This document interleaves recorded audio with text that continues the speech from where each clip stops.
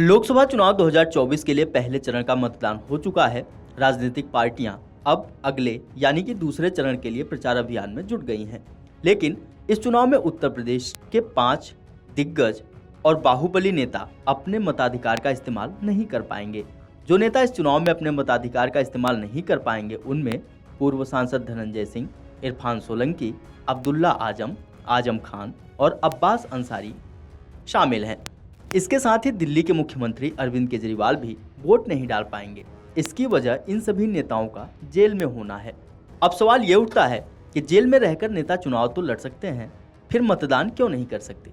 आपको बता दें कि यूपी में हरिशंकर तिवारी वर्ष 1985 में जेल में रहते चुनाव लड़े थे और जीत दर्ज की।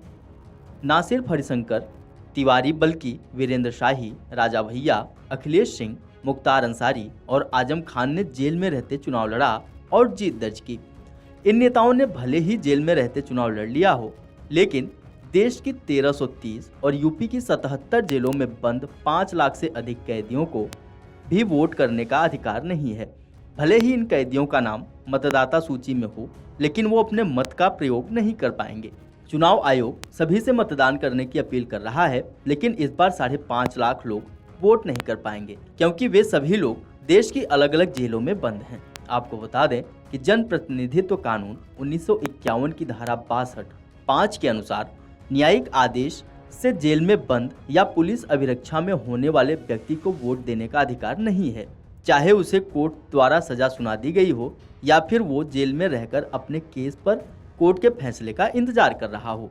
ऐसा सिर्फ भारत में ही नहीं है, बल्कि रूस, इंग्लैंड, ऑस्ट्रिया जैसे देश में भी जेल में बंद बंदियों को मतदान करने की मंजूरी नहीं है। लेकिन कुछ देश ऐसे भी हैं जहां बंदियों को मतदान करने की इजाज़त है। इसमें स्वीडन, स्पेन, फिनलैंड और स्विट्जरलैंड जैसे देशों का नाम शामिल है, जहां बंदी मतदान कर सकते हैं। इसके अलावा ग्रीस, इटली जैसे देश में उम्र कैद की सजा काट रहे बंदियों को छोड़कर सभी बंदी मतदान कर सकते हैं।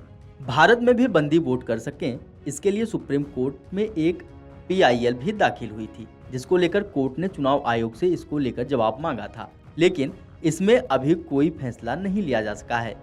लखनऊ जिला जेल के अधीक्षक की माने तो जेल में बंद कैदी वोट करने का अधिकार से वंचित है, लेकिन वो जमानत या पैरोल पर जेल से बाहर हैं तो वो वोट कर सकते हैं। उन्होंने बताया कि कुछ ऐसे भी बंदी हैं जिन्हें जेल में बंद रहने के बाद भी वोट करने का अधिकार है।